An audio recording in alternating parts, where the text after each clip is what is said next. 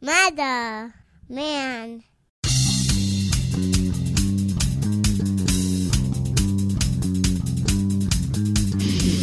Spreading faster than a case of the clap in a trailer court. Able to shatter eardrums within a 666-mile radius. A podcast more brutal than all the rest. It's Murder Metal Mayhem!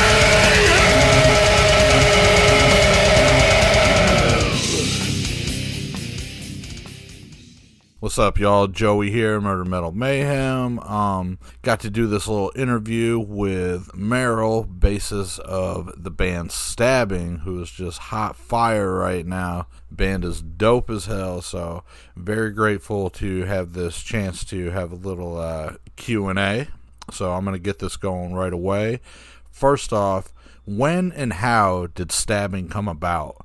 Was it an idea for a while before it actually took form? And did COVID have anything to do with it, being housebound? Because I know a lot of bands were doing stuff at that time. So Stabbing's been a band for about 2 years now. We started in June of 2021. And it wasn't really an intentional thing at first. It started off with Marvin and Renee going back and forth, sending each other videos and riffs and different ideas. Marvin would send Renee some guitar riffs and he would put drums over it, and also vice versa. Renee would send Marvin drum recordings and Marvin would put guitar riffs over it. So they were kind of doing their own thing together, and Bridget and I were not involved yet. And it came about, they were starting to look for a vocalist. And they had different people lay their vocals over the tracks, and Bridget ended up putting her vocals over the tracks.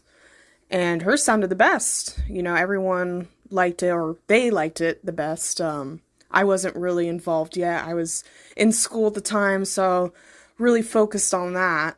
And what happened is we ended up going to a show in Houston. That's where Bridget and Marvin live. Renee and I are in Austin, about 3 hours away. And after the show, we stayed there that night in Houston, and the next day we went back to the venue, and you're able to rent out the space and jam there. So I didn't even have my bass with me at the time, just borrowed a bass, just borrowed equipment, and we had our first official Stabbing band practice, and it went really well, and that's just kind of how we were formed. After that, we, created our group chat and started talking about the future, and things started taking off from there. Hell yeah. No, that's badass. I had no idea that's how it all came about, so that's cool. So you guys have played some amazing shows already, even in the early years of the band. What are a couple standouts, and what are a couple upcoming ones that you guys are stoked on as well? Now, this question is very hard, because we have played a bit of shows the last 2 years we've been a band, but all of them have been absolutely phenomenal. One that comes to mind, it's kind of fresh too, is we just played Australia a few weeks ago, and that was amazing. That was our first overseas show. For us, it was the first overseas show we'd all ever played as a band and, as individuals. And just the whole experience was great. It was a very good turnout, and just overall the experience of being over there and in a different country was great. Besides that, though, shit. Like I said, there's just so many. We played with Mortician a few times, but it was not this last winter, but the winter before that. We played with them in Houston, and that was a really good show. I always love playing Houston. Just people there are crazy in the best way possible. They just really love the music, and they always get super into it. We're about to play there again in a few weeks. Very excited. Another show I would have to say was in North Carolina. I think that's the right one. It was at the Milestone Club, which I guess is a pretty old club. They've had shows there for decades. And I didn't know about this prior, so we pull up and it's not much of a looker on the outside. So I wasn't really expecting much, Don't really know much about their scene there. I think it was a Monday night. But the doors open, and all these people just, show up out of nowhere. And it was a packed show, and these people are just going all fucking night. It felt like a Saturday night. I couldn't believe it. Really would like to play there again, hopefully sometime in the next year or so. But like I said, just we played a lot of great shows, and I have a lot of hope for the future shows, especially this tour coming up with Defeated Sanity. We will be going into Canada a little bit, and that's going to be a lot of fun. Fuck yeah, it's going to be fucking awesome. Proud of you guys. I mean, it's so cool. And I didn't know that that was the first time that all of y'all had gone overseas, so that's neat. So the demo and the EP killed. The new album, Extirpated Mortal Process on Comatose Music, that is hard as fuck. And it's gotten so many listens of my ride, you know what I'm saying? But what is next as a fan for new music from Stabbing? What do I have to look forward to? Oh yeah, man. That's awesome to hear you've been bumping that. So for new music, can't really speak too much on that. People can definitely expect more from us in the future. As for right now, we have that tour coming up in the summer with Defeated Sanity, so we are preparing for that. We're also about to go to Switzerland before that, here in May, in about 2 months.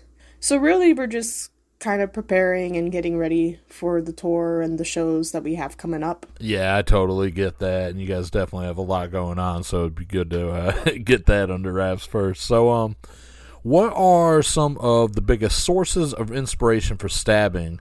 Are the songs a group idea, or does each member come in with new ideas? How does that work for you guys? I'd say a lot of what we do as a band, we do together, coming up with ideas, and like for our full-length album art, we all came up with that idea together and collaborated with the artist to come up with that.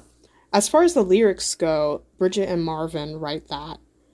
And a lot of our lyrics are based off of things like horror movies, psychological thriller type stuff. We have songs that are based off of real life events with actual serial killers and murderers. So there's that too.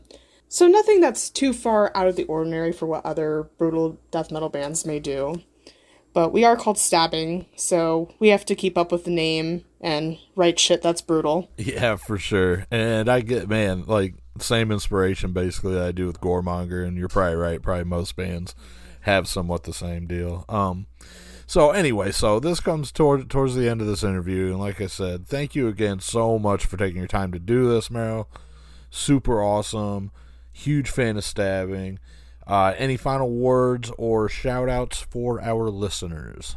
Yeah, man. Thank you so much for allowing me and Stabbing to be a part of your podcast. We really appreciate it.